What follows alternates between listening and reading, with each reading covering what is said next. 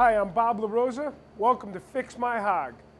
I'd like to take a moment and just go over one of my biggest pet peeves, mislengthened cables. Whether you go to a braided, or you go to a clear coat braided, or you're just doing a factory black replacement cable.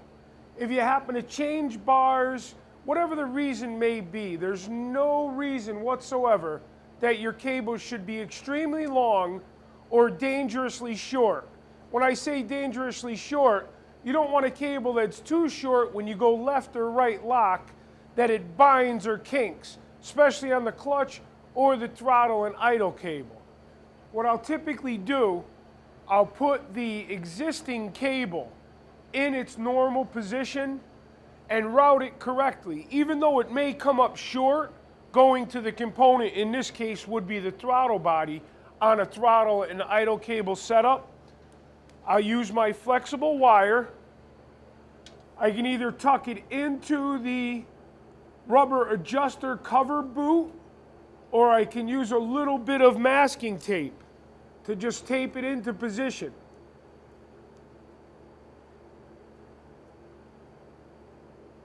And then I can chase the wire, my adjustable wire, down the length of the throttle and idle cable and take the flexible wire right to where its final point of contact should be. I can hold it and then mark it with my tape. From there I can take the flexible wire, lay it out on a flat surface, and I'll hold it in place. I like to use 2 magnets.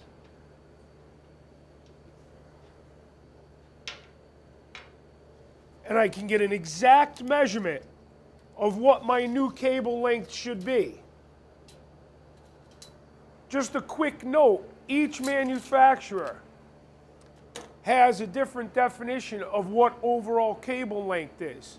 Some do include the elbows on the throttle and idle cable. Some do not. They're only measuring casing length. So be aware of what manufacturer you're purchasing from and what they consider overall length of the cable that you're purchasing. Again, you need to remember, cables are critical. They control proper throttle function, clutch function, and braking function, whether it be front brake line or rear. The same with the flexible wire applies to brake lines. You can physically take this flexible wire, attach it to the front brake line at the banjo bolt, and then chase the path that you want the brake line to go right down to the caliper. Lay the flexible wire out on a flat surface, get your final measurement, and order correct length cables the right way the first time. The same will apply with the clutch cable.